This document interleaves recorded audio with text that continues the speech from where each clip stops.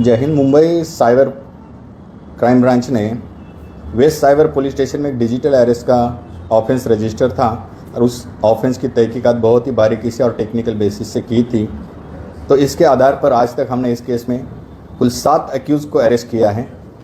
इसमें कॉल करने वाला, ऐसे कॉल करने के लिए बनावट सिम प्रोवाइड करने वाला, ऐसे 2 लोगों को दिल्ली से अरेस्ट किया है। विक्टिम के पैसे जो इस केस में कुल 1,67 लाख रुपीज़ उसमें फ्रॉड हो गई अमाउंट थी, तो उस अमाउंट में से 50,60,000 रुपये जिस अकाउंट में गए थे उस अकाउंट होल्डर एक महिला और उसका साथी, ये दोनों को अरेस्ट किया है। और बची हुई 1,17 लाख की अमाउंट झारखंड में एक अकाउंट में गई थी, उस अकाउंट उन दोनों को भी अरेस्ट किया है। और विशेष बात यह है कि इनको टेक्निकल असिस्टेंस प्रोवाइड करने वाले, OTP शेयर करने वाले एक आदमी को नई मुंबई से हिरासत में लिया है, उसको भी इस केस में अरेस्ट किया है। कुल मिलाकर 7 अरेस्ट हैं। ऑलमोस्ट सभी इस केस में इन्वॉल्व जो लोग हैं उनको इस केस में अरेस्ट किया गया है। ये डिजिटल अरेस्ट का मोडस है।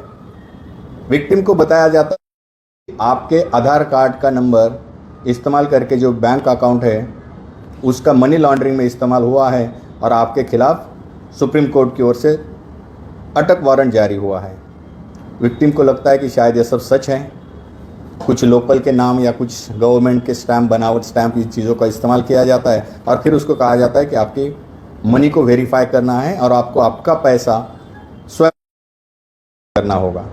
तो ऐसे मोडस में ये लोग इन पैसों को साइफन ऑफ कर लेते हैं और उसको हथिया लेते हैं। इसकी ओर से सभी जनता को ये अपील कर रहे हैं, बार बार अपील कर रहे हैं कि कृपया डिजिटल अरेस्ट की कोई भी प्रावधान कानून में नहीं है, इस पे किसी भी प्रकार का बिलीव ना करें।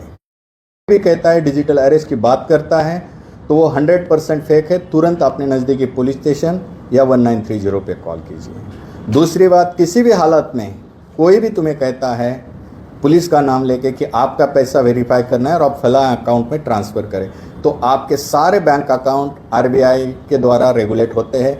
उसको वेरीफाई करने के लिए किसी दूसरे अकाउंट में ट्रांसफ़र करने की एक्यूज़ मुंबई से हैं। बेसिकली वो राजस्थान से बिलोंग करते हैं लेकिन मुंबई में रह रहे हैं। एक नई मुंबई से है, 2 झारखंड से है और 2 दिल्ली से हैं।